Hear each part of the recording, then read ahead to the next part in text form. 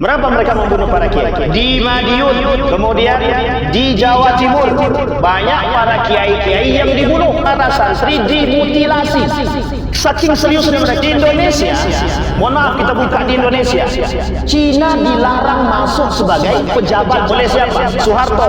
Bukan permasalahan pembantaian jenderal, bukan permasalahan pembantaian apa, permasalahannya bagaimana mereka memasukkan agama agar orang-orang itu sadar bahwa agama itu merusak.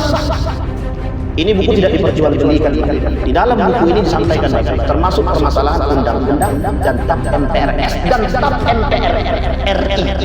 Kata Musda Mulia, seorang profesor dari UIN Jakarta, disebut lagi nama lengkap. Itu Bapak Ibu mengatakan salah satu slogan daripada komunis, sama rasa, sama rata. Revolusi mental itu slogan siapa?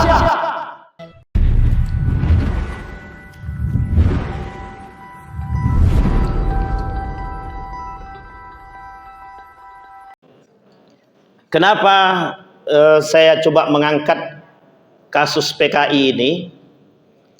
Kita coba ingin angkat dua hal, tiga sama permasalahan PKI. Yang pertama yang ingin kita angkat adalah ideologi komunisme atau ideologi komunis. Yang kedua pengkhianatan, bagaimana Islam memandang pengkhianatan itu. Karena ini adalah karakter yang harus kita pelajari dan harus kita kasih tahu. Yang ketiga nanti terkait tanggal-tanggal penting yang terjadi selama masa keberadaan komunis, atau lebih tepatnya Partai Komunis Indonesia. 1926 mereka terbenam, muncul lagi 1945 akhir. Dan kemudian mulai bergerilya 1948 kasus Madiun. Nampak 1946 mulai nampak. Kasus Madiun 1948 sampai 1965. Kejadian yang paling kita kenang sebagai G30 SPKI. Yang kelak pada tahun-tahun berikutnya akan berubah nama menjadi, tapi tak jadi. Berubah nama menjadi G30S saja. S-nya itu saja. Tidak ada PKI-nya lagi. Nah, nanti banyak hal yang menjadi indikasi kebangkitan PKI atau kebangkitan Partai Komunis Indonesia. Baik. Yang pertama saya ingin coba angkat ideologi komunisme terlebih dahulu Bapak Ibu. Di belahan dunia ini, saya ingin sedikit mengajak Bapak Ibu agak sedikit jauh menelusuri masa, namanya Karl Marx, atau lebih tepatnya punya satu sekte atau pendirian yang disebut dengan Marxisme. Ini Bapak Ibu dah paham, mesti dah mencoba untuk memahami pun terserahlah pokoknya. Artinya lebih dikenal dengan sosialisme. Teori Leninisme dan beberapa teori yang lain. Di belakangnya ada isme. Ingat Bapak Ibu ya, di belakangnya ada isme. Bahkan dalam riwayat yang lain Nabi berkata itu, yang mengikuti sunnahku selamat, yang tak mengikuti sunnahku tak selamat. Ada kelompok yang mengajak kepada sunnah Nabi, ada kelompok yang mengajak kepada kesesatan. Yang berbau-bau isme kita sampaikan di sini, kita sepakati bersama. Yang berbau-bau isme menyesatkan. Liberalisme menyesatkan. Pluralisme apatah lagi. Sekulerisme tambah menyesatkan. Feminisme sama, gerakan kewanitaan feminisme, ibu-ibu tidak usah ikut. Itu gerakan kewanitaan yang menyesatkan. Terima tak terima, wajib kita terima. Rasionalisme sama, kelompok yang mengangkat akal. Materialisme sama, konglomerasi. Sekarang ada namanya komunisme. Ini jauh lebih berbahaya. Tapi kalau dibandingkan dengan Khawarij, tak berbahaya betul. Tapi tak berbahayanya komunisme, begitulah modelnya. Hampir semua negara di muka bumi ini, ketika diinjak oleh partai komunis, baik Uni Soviet ataupun Cina, Mesti keadaannya Bapak Ibu tinggal tengok saja bagaimana keadaannya. Kita ambil contoh Singapura. Dah Bapak Ibu tengok sendiri kan, orang Melayu pun bisa tak punya tempat. Nah, nanti Bapak Ibu sebenarnya bukan hanya permasalahan sosial. Nanti kita angkat permasalahan yang paling penting, yang paling mendalam. Dan itu keterkaitan sampai hari ini. Nah, di antara sekian banyak, ini adalah isme-isme yang menyesatkan. Isme-isme yang menyesatkan. Termasuk permasalahan kolonialisme. Bapak Ibu masih ingat ya kolonialisme?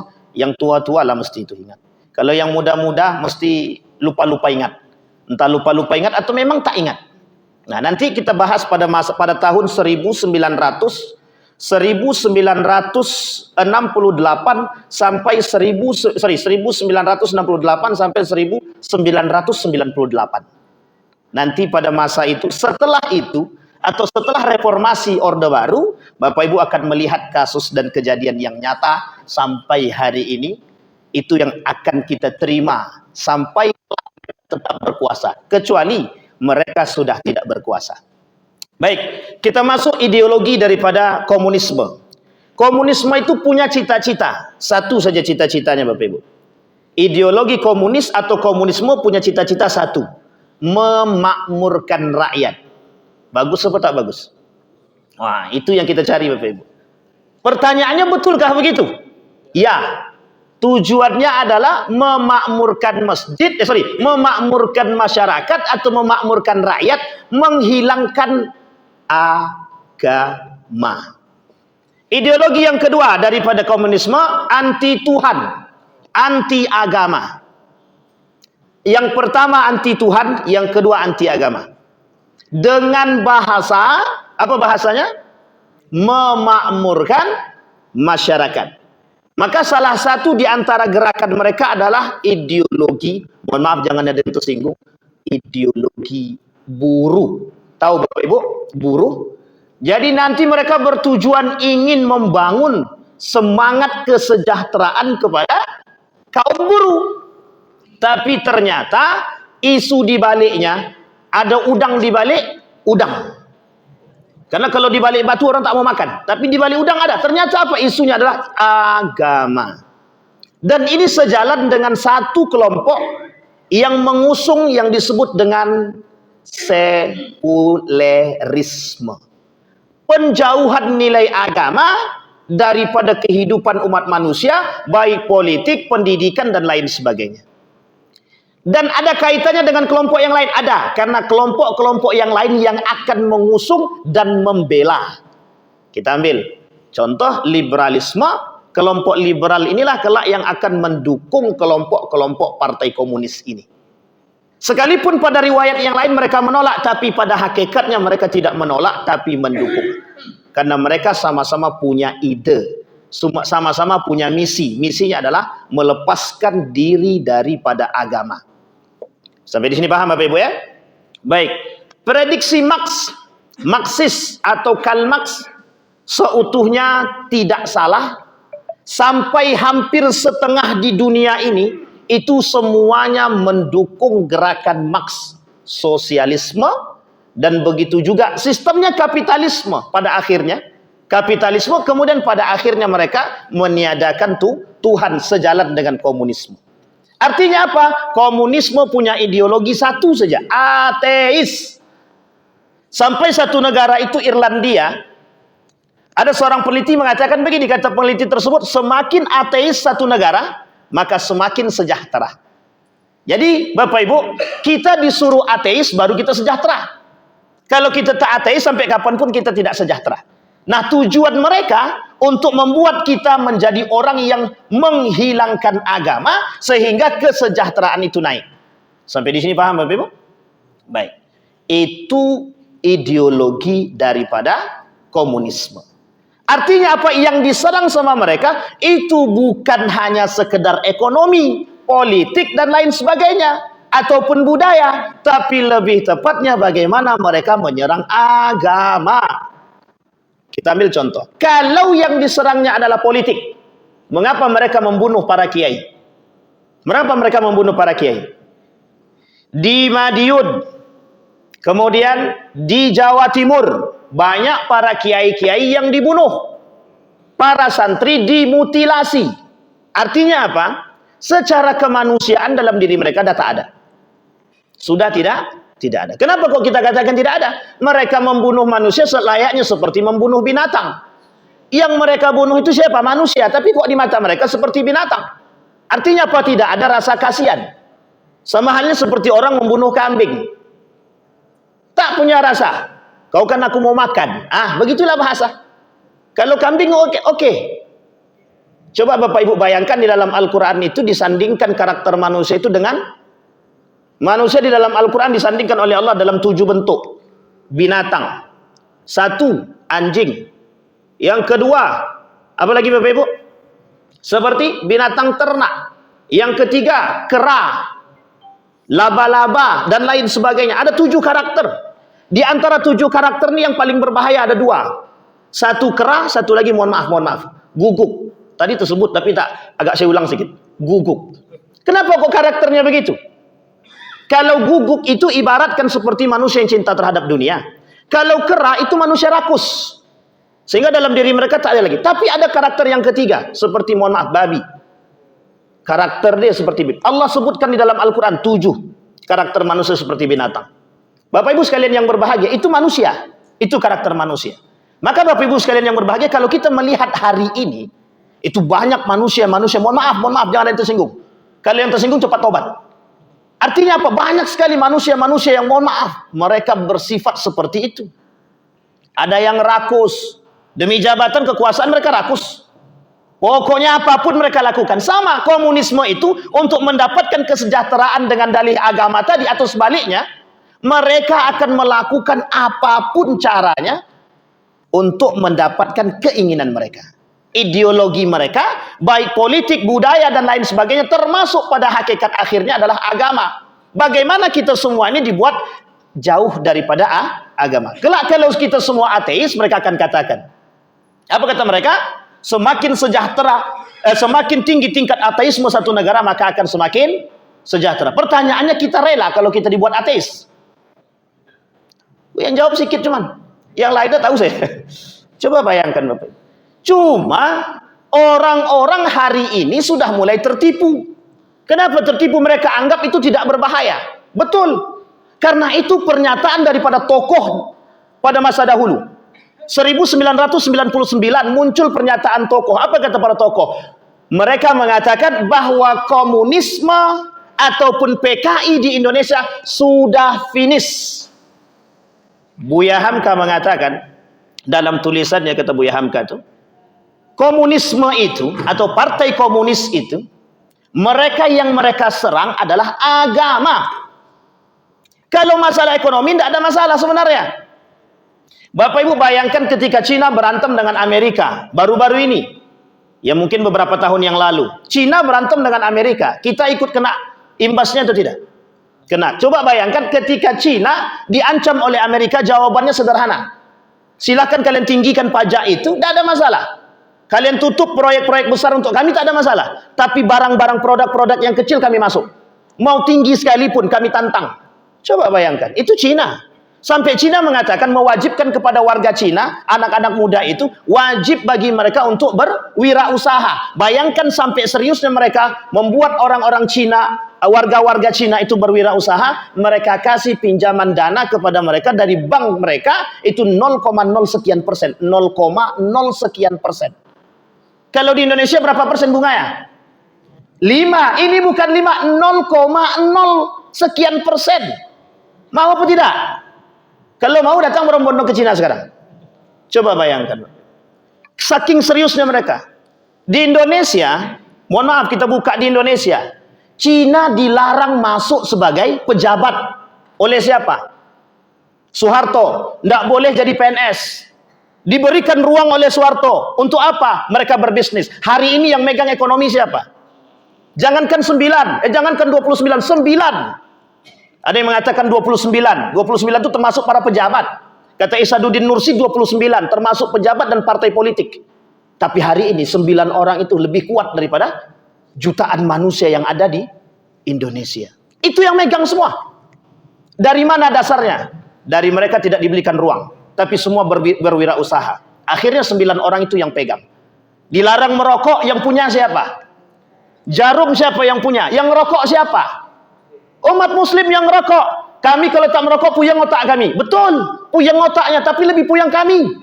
Kenapa begitu? Kami harus berhadapan dengan orang yang mohon maaf merusak kita secara mental, merusak kita secara agama, merusak kita secara ekonomi. Coba Bapak Ibu bayangkan. Coba berpikir kalau seandainya kita mau mohon maaf berhenti merokok, semua yang suka merokok. Kira-kira bangkrut tak tuh? Bangkrut Ustaz, tapi mohon maaf, pekerja-pekerja kita bangkrut juga. Itu urusan pemerintah yang harus berpikir tentang itu. Tapi keselamatan kita jauh lebih tinggi. Artinya apa? Hari ini mohon maaf, sekalipun tidak ditutup pabrik-pabrik rokok tadi, hutang kita berapa banyak? Berapa banyak hutang kita hari ini? Bahkan setiap bayi yang lahir, kata mereka, menanggung hutang. Satu, Singapura sudah tidak punya tempat. Apalagi kita hari ini Bapak Ibu bekerja sama dengan mereka. Bekerja sama dengan mereka semua untuk semua proyek. Bahkan dulu ada tawaran proyek yang lain datang dari Jepang yang dipilih dari Cina. Kenapa? Lebih mahal, yang dipilihnya apa? Lebih mahalnya. Pertanyaannya adalah, ada apa kok maunya lebih mahal dan mohon maaf kalau dibandingkan dengan produknya jauh lebih bagus yang punya Jepang, kenapa yang ambil Cina? Ada masalah kah? Ada. Apa masalahnya? Kita punya hutang. Apa hutang kita? Banyak. Itu yang pertama. Yang kedua, apa? Ingin kemudian membangkitkan masalah-masalah yang dahulu pernah terjadi. Apa itu? G30S PKI. Sampai di sini paham Bapak Ibu? Itu poin ideologi, itu poin daripada ideologi komunisme. Berarti kita harus hati-hati apa tidak? Yang harus kita hati-hati Bapak Ibu, akidah. Akidah. Mereka serang kita dari berbagai lini, mohon maaf, pendidikan, agama, kemudian apalagi semua mereka serang. Kita kalau tak punya akidah, kalau tak punya iman, habis. Kita rusak. Kita dihabisi oleh mereka. Mereka punya biaya, mereka punya dana, apapun mereka bisa buat. Tapi sementara kita sudah akidah lemah, duit tak punya, ekonomi tak kuat, budaya runtuh, pendidikan lemah, habis kita. Makanya mohon maaf Bapak Ibu, kita hari ini itu termasuk orang-orang yang mohon maaf, Indonesia termasuk tingkat baca yang paling rendah di dunia. Bukan di mana-mana, di dunia. Itu terendah secara tingkat membacanya. Baik, itu yang pertama. Yang kedua, kita masuk poin yang kedua. Pengkhianatan. Dalam Islam tentang khianat. Khianat oleh para ulama disebutkan masuk dalam dosa besar. Imam Az-Zahabi dalam kitabnya Al-Kabair mengatakan, al-khianatu itu dosa besar. Sekarang pertanyaannya adalah, apakah orang-orang komunis itu beragamakan Islam? Sebagian mereka beragama Islam. Izharul Islam wa ibtalul kufri. Munafik. Mereka tunjukkan keislaman mereka, tapi mereka sembunyikan kekafiran mereka.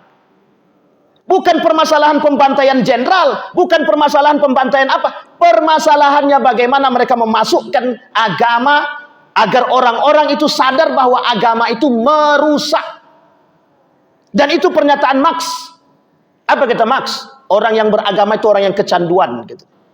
Apa kata seorang profesor di Indonesia? Agama itu adalah musuh negara. Agama musuh negara, yang berbicara siapa? Kepala BPIP. Aduh, tersebut pula. Tak apa-apalah. Bapak Ibu bisa dipahami? Artinya apa? Masuk pada poin selanjutnya yang ketiga Bapak. Ada indikasi kebangkitan PKI. Dari tahun 2015. Kita urut Bapak Ibu. Dari tahun 2015. Ada indikasi ada indikasi kebangkitan PKI, Partai Komunis Indonesia. Yang pertama, saya mengutip dari ceramah daripada Habib Rizik dalam simposium resmi pada tahun 2016. Disampaikan oleh beliau di situ. Yang pertama Bapak Ibu, pencabutan. Ada keinginan pencabutan TAP MPRS nomor 25 tahun 1966. Pertanyaannya adalah, itu tentang apa? Buka Bapak Ibu di Google. Tentang apa? Tentang pembubaran PKI. Tentang apa? Tentang pengkhianatan PKI. Kalau ini dicabut, apakah? Diberikan ruang sama mereka. 1999. Apa yang terjadi? Ruang bagi mereka ada. Ruang bagi mereka ada. Setiap anak PKI boleh ikut anggota dewan. Boleh jadi pejabat. Bapak Ibu sekalian yang berbahagia. Saya bawa buku resmi Bapak Ibu. Bukunya jelas. Gerakan 30 September Pemberontakan Partai Komunis Indonesia. Buku ini langsung dikeluarkan Sekretariat Negara Republik Indonesia tahun 1994 di Jakarta. Ini buku tidak diperjualbelikan Bapak Ibu. Tapi kebetulan saya dapat dari guru saya. Kebetulan guru saya sedang membahas itu waktu itu. Dan saya minta. Di dalam buku ini disampaikan Bapak Ibu. Termasuk permasalahan undang-undang dan TAP MPRS dan TAP MPR RI. Itu disampaikan. Tidak memberikan ruang kepada anak-anak PKI. Ketika kita tidak memberikan ruang kepada anak-anak PKI, kata Musda Mulia, seorang profesor dari UIN Jakarta, tersebut lagi namanya Lantala. Itu Bapak Ibu mengatakan, apa kata dia? Yang kami lakukan adalah pencabutan terhadap hak-hak mereka tadi agar terjadinya penyamarataan. Salah satu slogan daripada komunis, sama rasa, sama rata. Itu slogan siapa? Revolusi mental, itu slogan siapa? 1950-an, itu sudah slogan itu sudah disampaikan. Ini kemudian menjadi persoalan kita Bapak Ibu. Mohon maaf Bapak Ibu, kurikulum kita setiap hari, setiap tahun berubah tergantung para pemimpin. Setiap pemimpin merubah kurikulum. Setiap yang naik menteri berubah kurikulum. Tidak tahu kapan bakoknya, kapan istiqomahnya kurikulum kita itu. Maka mohon maaf Bapak Ibu. Baik, kita urut. Itu tadi yang pertama. Indikasi kebangkitan PKI tadi yang pertama adalah pencabutan, adanya dorongan untuk mencabut, mohon maaf, pencabutan TAP MPRS nomor 25 1966. Bapak Ibu bayangkan ketika itu seorang panglima mengatakan untuk mencabut itu dan memberikan hak kepada anak-anak PKI untuk masuk dan ikut seleksi TNI waktu itu. Yang pertama. Yang kedua Bapak Ibu sekalian yang berbahagia, indikasi yang kedua kenaik kebangkitan PKI. Bapak Ibu boleh lihat tersebar luas slogan-slogan mereka serta anak-anak muda memakai baju tren masa kini. Apa itu? Palu arit. Mengapa kok bebas? Dulu tidak, lambang itu, logo itu, lambang itu dilarang. KUHP nomor 107 ABCDE. Kalau saya tak salah itu melarang. Semuanya melarang. Yang berbau yang berbau PKI tidak boleh. Muncul kelompok-kelompok tertentu dari kaum-kaum liberal. Apa kata mereka? Itu diskriminasi. Apakah mereka tak pernah merasakan bagaimana perjuangan para pahlawan ketika itu? Orang-orang yang dibunuh oleh PKI. Mereka bunuh tanpa ada peri kemanusiaan. Coba Bapak Ibu bayangkan. Itu yang kedua. Yang ketiga Bapak Ibu, adanya dorongan, mohon maaf, adanya dorongan untuk meminta maaf kepada keluarga PKI. Allahu Rabbi. Siapa ketika itu presidennya Bapak Ibu? Nah, Bapak Ibu lah jawab sendirilah. Coba Bapak Ibu bayangkan. Kita disuruh meminta maaf kepada negara, disuruh minta maaf kepada PKI. Kenapa tidak sekalian sama Belanda? Kenapa tidak sekalian sama Jepang? Kenapa harus sama PKI? Yang harusnya minta maaf para pengkhianat yang sudah menjual negara kita kemana? Kepada komunis. Setiap negara yang diinjak oleh komunis mesti hancur. Karena mereka semua menginginkan keinginan mereka. Jangan salah Bapak Ibu, ini bukan rasis. Tapi begitu keadaan kita hari ini Bapak Ibu. Yang ketiga, setiap seleksi pejabat pada masa itu, adanya litsus, penelitian khusus. Siapa para pejabat yang mau naik gubernur, bupati, menteri sekalipun harus dicari tahu latar belakangnya. Apakah ada keterkaitan dengan PKI atau tidak? 1999 dihapus. Tidak ada lagi. 1965 sampai 1998. Apa yang terjadi? Tidak. Waktu itu kurikulum kita masih ada namanya pembahasan tentang PKI. Setelah itu, setelah reformasi, tak ada lagi. Dalam pelajaran sejarah, tidak ada lagi. Mohon maaf Bapak Ibu, makanya anak-anak muda kita acuh tak acuh saja. Mau ada PKI, tak ada PKI, tak uruslah. Yang penting urusan kami lain. Mereka acuh sekarang. Bapak Ibu tanya sama anak-anak sekarang, anak-anak muda sekarang. Kenal nggak mereka dengan BPU PKI? Sorry, kenalkah mereka dengan PKI itu? Tahu nggak mereka siapa orangnya? Tahu nggak apa yang dilakukan oleh mereka? Hampir tidak tahu. Anak-anak zaman sekarang hampir tidak tahu. Kenapa? Dari kurikulum itu sudah dihapus pembahasan tentang itu. Jadi mereka tidak tahu pengkhianatan itu, tidak tahu. Yang dilakukan oleh PKI terhadap kita tidak tahu. Padahal yang dibantai siapa?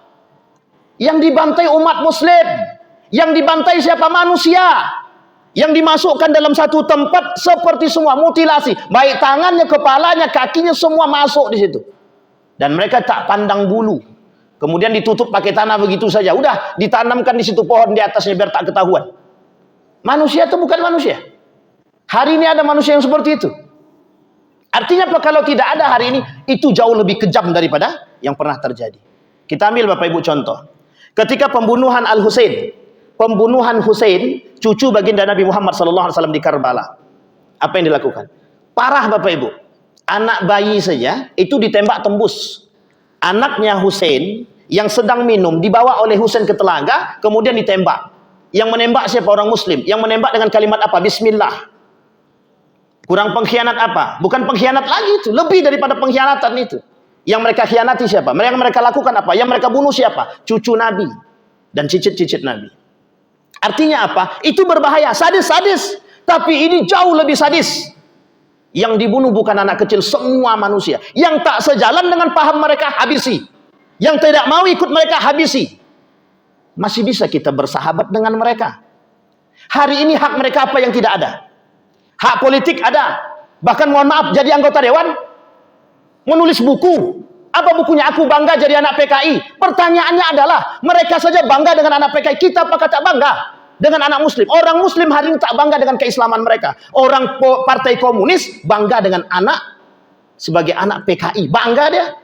Pertanyaan kita adalah, hari ini kita diserang dari sekian banyak tempat Bapak Ibu. Diserang dari sekian banyak golongan. Kita masih bisa santai. Ketika mohon maaf, kebijakan-kebijakan tak sejalan dengan agama, kita masih bisa diam. Ketika kebijakan-kebijakan untuk mohon maaf memberikan ruang kepada PKI, kita juga diam. Pertanyaannya adalah, sadar atau tak sadar kita hari ini? Makanya mohon maaf Bapak Ibu, dalam setiap keliling saya tentang Maulid Nabi, yang saya angkat bukan permasalahan tanggal lahir Nabi. Yang saya angkat adalah bagaimana kemudian menumbuhkan semangat juang dalam diri kita Bapak Ibu. Kenapa saya katakan demikian? Hari ini umat muslim tak berani berjuang. Bahkan melawan hawa nafsu diri sendiri tak sanggup. Wallahu a'lam bishawab. Itu apa yang terjadi pada diri kita. Bukan hanya Bapak Ibu, termasuk kita pribadi, para ulama, alim, semua begitu. Artinya apa? Apa yang terjadi pada diri kita hari ini? Kita diinjak dari agama, kita biasa. Tapi bayangkan ketika dasar kita yang diinjak. Dan kita masih bisa santai, kita tidak punya rasa. Bayangkan mereka menyerang kita dari segala macam arah. Termasuk agama. Mereka masuk daripada segala sisi. Bayangkan Bapak Ibu, mereka dengan bangganya mengatakan, kami bangga menjadi anak PKI. Yang kedua dia tulis buku lagi. Apa kemudian buku yang dia tulis? Anak PKI masuk parlemen. Dengan bangga dia menuliskan itu. Artinya apa? Mohon maaf Bapak Ibu, sering mereka lakukan temu kangen terhadap keluarga-keluarga PKI. Dan mohon maaf, tidak ada di situ kecaman-kecaman baik dari mohon maaf pemerintah, begitu juga dari masyarakat. Apa masalah? Ketidaktahuan masyarakat. Apa masalah? Dan lain sebagainya. Itu tergantung kepada kita Bapak Ibu. Artinya Bapak Ibu, jangan dianggap remeh permasalahan Partai Komunis Indonesia. Jangan dianggap remeh ideologi komunisme. Hari ini yang berjuang Bapak Ibu dua, komunisme dan Marxisme. Paham-paham dua ini sama meniadakan agama. Karl Marx itu ateis. Komunisme pecinta ateis dan mereka senang dengan ateis. Artinya apa? Kita mau dibuat orang jauh daripada agama. Dan itu tertuang dalam pemahaman, mohon maaf, sekuleris. Mereka tak suka dengan agama. Bahkan mereka katakan dalam kelompok yang lain pluralisme. Semua agama itu sama menuju Tuhan yang satu. Hanya saja caranya beda-beda menuju Tuhan yang satu. Kita lama-lama dibuat gila, Pak. Kenapa kita katakan demikian? Kita disuruhnya untuk mengatakan demikian. Kalau tidak mau ateis, akui semua agama sama. Bisa kita begitu? Artinya apa? Menolak Al-Quran secara terang-terangan. Maka Bapak Ibu sekalian yang berbahagia, di dalam kelompok PKI itu, yang kita bahas Islamnya, orang-orang Muslim yang berada di dalam PKI itu sebut munafik waktu itu. Kenapa kita katakan munafik? Mereka menyembunyikan kekafiran mereka. Mereka katakan mereka berislam, tapi mereka sembunyikan kekufuran mereka. Artinya apa? Kalau mereka memang betul-betul Islam, mesti mereka paham ajaran-ajaran agama Islam. Kalau mereka memang bukan Islam, tapi mengapa mereka kemudian mohon maaf, berani membunuh manusia? Sementara dalam agama yang lain tidak ada hal demikian. Karena mereka punya kepentingan dan doktrin-doktrin yang tertanam dalam otak mereka adalah doktrin-doktrin yang harus menguasai dunia. Bapak Ibu, saya kaitkan dengan Yahudi.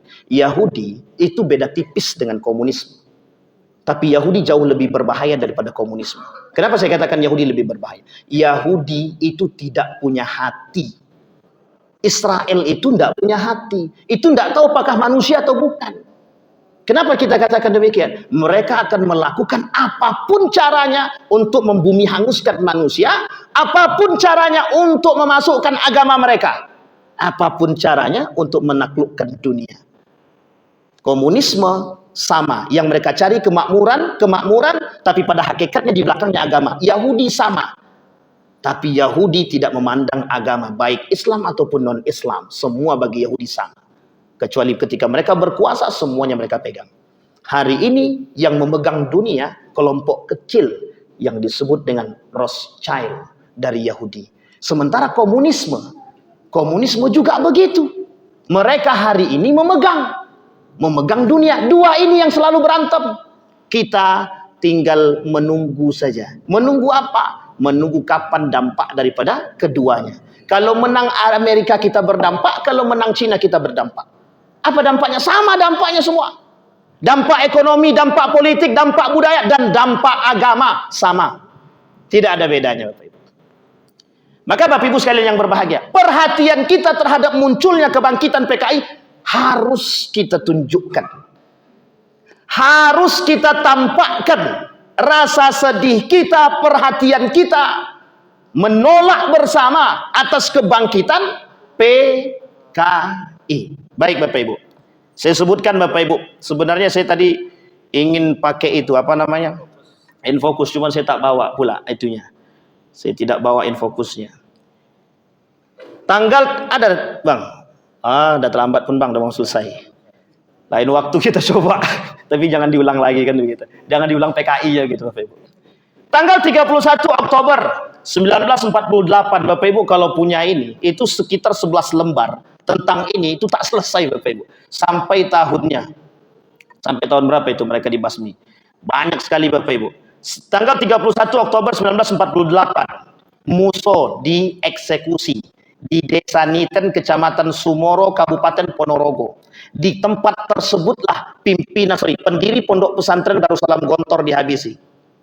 Tapi sayang ketika itu adalah yang dipukul, yang dibasmi adalah murid dia. Alhamdulillah pendiri Pondok Pesantren tersebut tidak. Itu menjadi satu hal sejarah yang tidak pernah bisa kami lupakan.